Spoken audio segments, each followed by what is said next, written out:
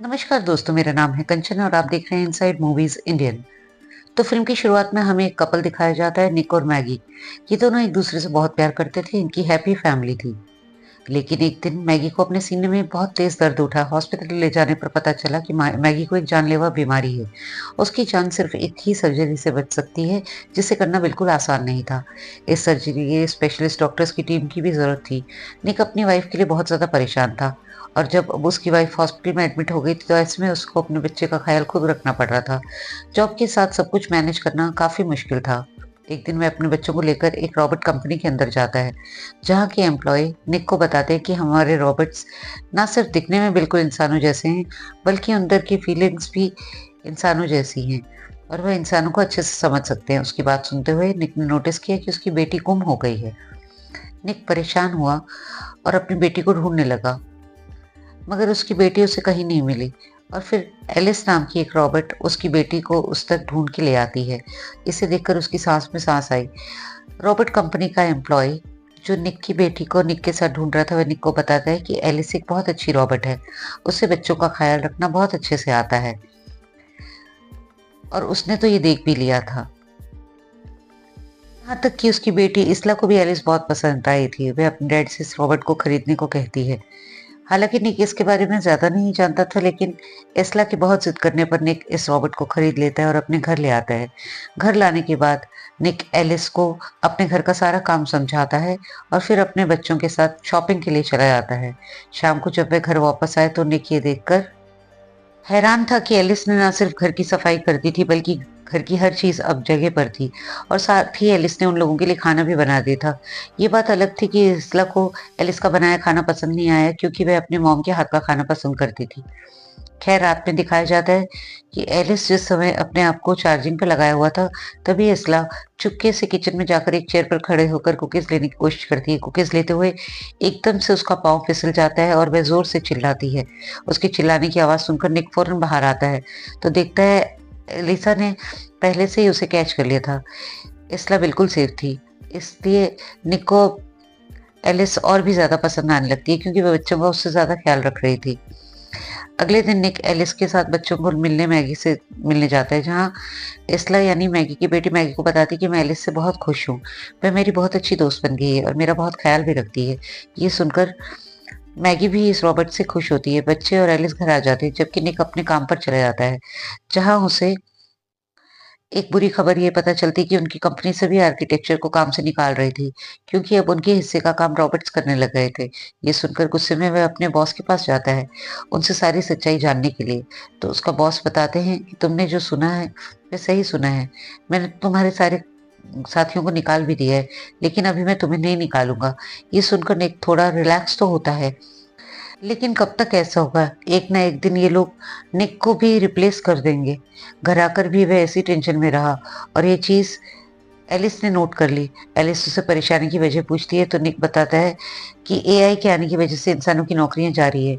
ऐसे में इंसान कमाएंगे नहीं तो गुजारा कैसे करेंगे? जवाब में एलिस कहती है, अरे आगे वही जमाना आ रहा है।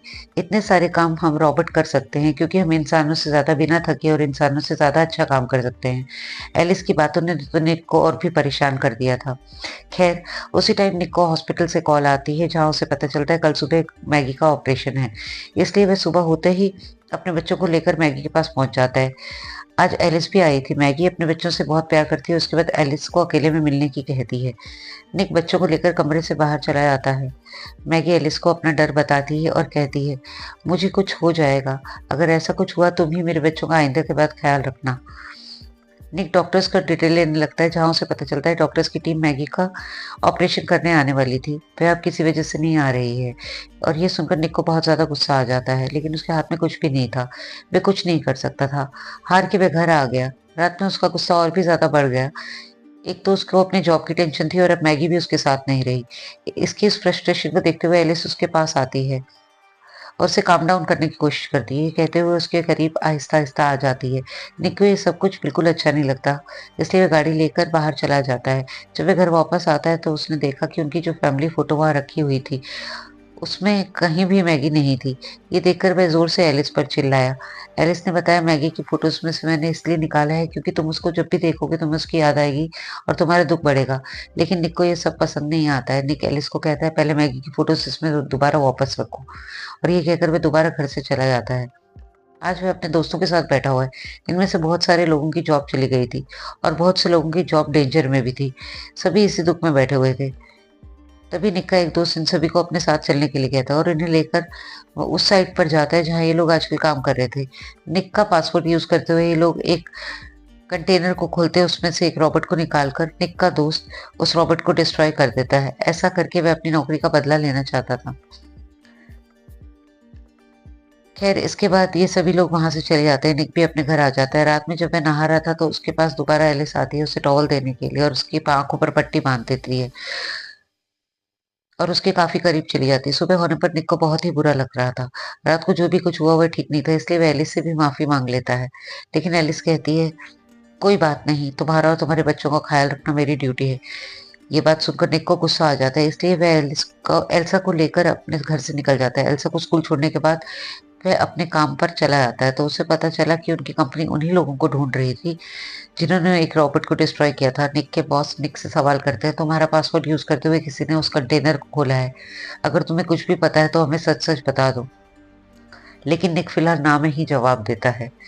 खैर टेंशन तो सच में काफ़ी बढ़ गई थी। इसी टेंशन भरे माहौल में उसे एक कॉल आती है। ये कॉल हॉस्पिटल से आई थी और उसे खुशखबरी दी गई कि मैगी का ऑपरेशन सक्सेसफुल हो गया था। ये सुनकर वो भी बहुत हैरान हुआ क्योंकि डॉक्टर्स की टीम तो अभी तक आई नहीं थी। तब उसे बताया जाता है कि मैगी का ऑपरेशन डॉक्टर्स ने नहीं बल्कि रॉबर्ट्स ने किया है और मैगी अब बिल्कुल ठीक है। निक उसे घर ले जा सकता है। ये सुनते ही वह फौरन मैगी को घर लेकर के आ जाता है, जहाँ अपनी मॉम को देखकर बच्चे बहुत ज़्यादा खुश थे। रात में मैगी अपने बच्चों के लिए खाना बनाती है, जो बच्चों को बहुत ज़्यादा पसंद आता है। इस सब के दौरान हम एलिस के फेस पे जेलसी को नोटिस कर सकते हैं। मैगी को अभी ज़्यादा से ज़्यादा आराम करने की है, इसलिए शाम को जब वह सो रही थी, तो अचानक उसे एल्सा की आवाज़ आई, जैसे कि वह गिर गई हो। जल्दी से जब वह एल्सा को देखने के लिए स्टेयर से नीचे उतरने लगती है, तो स्टेयर्स की रेलिंग टूटने की वजह से वह गिर जाती है। यहाँ वह ये भी देखती है कि एल्सा तो नहीं रो रही थी बल्कि एलिस के साथ खेल रही थी। उसको गिरा हुआ देखकर एलिस उसे गोद में उठा लेती है और उसे रूम में छोड़कर आती है। आज काफ़ी देर रात जब निक घर लौटता है तो देखता है एलिस एल्सा को उसकी मॉम यानी मैगी की आवाज़ में कहानी सुना रही है। ये देखकर उसे अच्छा लगता है। वो भी उन दोनों के पास ही आ जाता है जहाँ एलिस ने उसे बताया कि आज मैगी सीढ़ियों से गिर गई थी। ये सुनकर फौरन मैगी को देखने के लिए भागता है। निक को परेशान देखकर मैगी उसे कहती है, उससे ज़्यादा कुछ नहीं हुआ, एलिस मुझे उठाकर ऊपर ले आई थी। रेलिंग के टूटने की वजह से बस गिर गई थी। ये सुनकर उसे शक होता है, ज़रूर ये सब एलिस का ही किया होगा। इससे पहले कि वह एलिस से कुछ पूछ सके, उसका वही दोस्त आ जाता है जिसने उसकी कंपनी के रॉबर्ट्स को तोड़ा था। वह आकर निक को बताता है कि पुलिस को मेरे बारे में पता चल गया है और मुझे लगता है कि मेरे बारे में तुमने ही पुलिस को बताया है। हालांकि ऐसा नहीं था, पर वह इस गुस्से में निक को मारने लगा। इससे पहले कि वह निक को चाकू मारकर उसकी ज़िंदगी ही ख़त्म कर देता, ठीक वक़्त पर एलिस आकर उस आदमी से निक को बचा लेती है और उसका हाथ पकड़ मोड़ते हुए उस आदमी को उठाकर एक घर से बाहर भी फेंक दिया। खैर निक और एलिस अब घर के अंदर जाते हैं, जहाँ निक एलिस को कहता है कि तुम्हें उसे नहीं मारना चाहिए था। तब जवाब में एलिस कहती है, मुझे प्रोग्राम किया गया है कि अपने ऑनर की हिफाज़त करने के लिए और वह आपको मार रहा था। मैंने आपको बचाने के लिए बस उसे मारा। यहीं बातों-बातों में निक मैगी का भी ज़िक्र कर देता है। एलिस निक से कहती है कि मैगी के मरने के बाद मैगी की जगह मैं ले लूँगी। ये सुनकर निक गुस्से में आग बबूला हो जाता है और उससे बोलता है कि मैगी की जगह कोई भी नहीं ले सकता। कोई भी नहीं, सुना तुमने? असल में एलिस के दिमाग में ये बात मैगी ने खुद ही डाली थी जब वह हॉस्पिटल में थी। लेकिन अब तो मैगी ठीक होकर घर आ गई थी। गुस्से में जब निक वहाँ से जाने वाला था, तब एलिस ने उसे कहा, देखना मैं तुम्हें पा ही लूँगी और मैं तुम्हें अपना बनाने के लिए किसी भी हद तक जा सकती हूँ। ये कहकर वे घर से बाहर निकल गई। अब हमने देखा कि वह उसी आदमी के घर आ गई जिसने अभी निक के ऊपर हमला किया था। एलिस इस आदमी से कहती है कि तुम्हें निक पर हाथ नहीं उठाना चाहिए था, इसका अंजाम बहुत बुरा हो सकता है। उसकी धमकी सुनकर इस आदमी को भी गुस्सा आ जाता है और वह अपनी गन निकाल लेता है, लेकिन वह नहीं जानता था कि उसके सामने उससे ज़्यादा ताकतवर रॉबर्ट है, जो उसका हाथ पकड़कर उसके गन वाले हाथ को ऊपर कर देती है।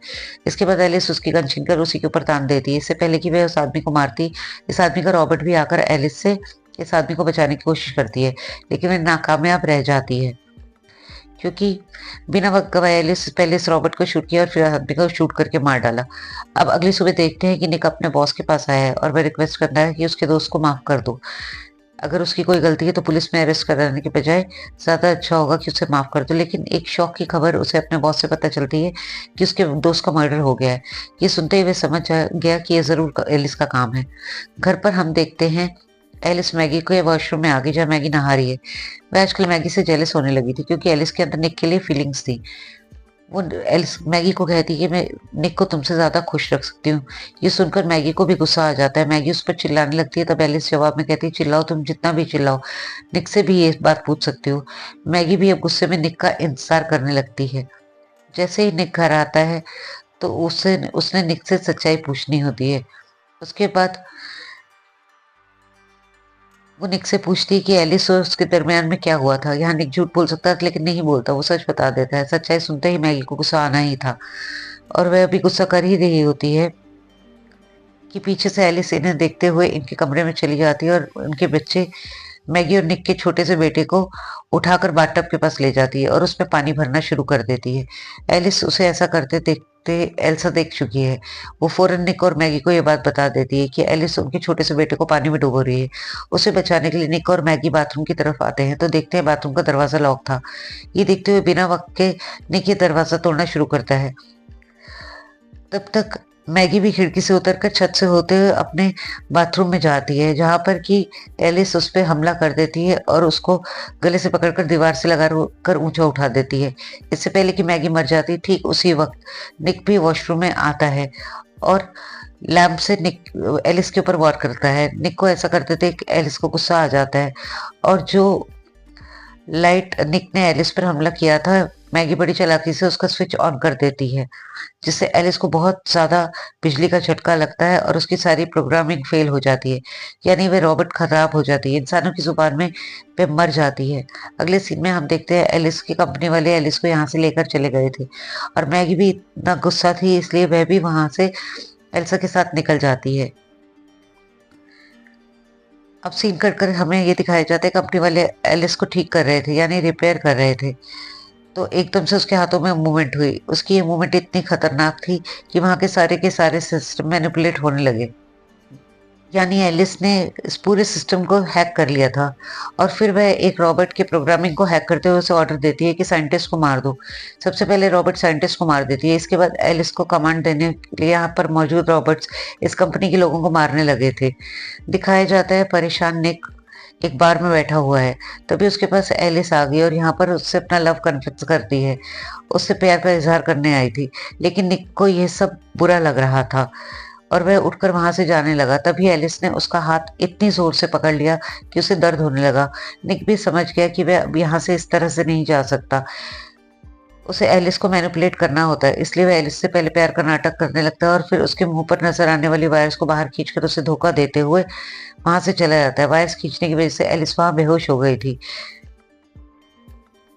ये कह लें कि एलिस बंद हो गई थी। सीन कट होता है तो हमें मैगी को दिखाया जाता है जो हॉस्पिटल में है। जाहिर सी बात है उसका बेटा वहां पर एडमिट था। अब जिस अस्पताल में वह थी उसी हॉस्पिटल में एलिस भी आ जाती है।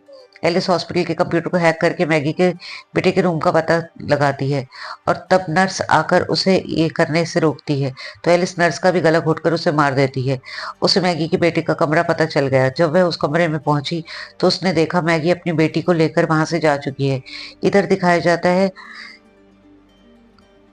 निक कंटिन्यूसली मैगी को कॉल करने की कोशिश कर रहा है लेकिन मैगी का फोन तो अस्पताल की बेंच पर ही रह गया है। मैगी का पीछा करते हुए वह पार्किंग लॉट में आ गई जहां मैगी अपने बच्चों को गाड़ी में बिठाए जाने वाली थी, लेकिन तभी एलिस उसके सामने आ गई। एलिस गाड़ी के अंदर ही हाथ डालकर मैगी को मारने की कोशिश करती है लेकिन तभी उसी वक्त निक अपनी गाड़ी लाकर गाड़ी से जोर की टक्कर एलिस को मारता है जिससे फिलहाल के लिए मैगी से तो एलिस दूर हो जाती है। लेकिन निक की कार का बुरा एक्सीडेंट हुआ था और उसे खुद भी बुरी तरह चोट आई थी। ये देखने के लिए मैगी फौरन अपनी कार से निकली और उसने जाकर निक को भी कार से बाहर निकाला। निक को बहुत चोट आई थी और वह बेहोश भी हो चुका था।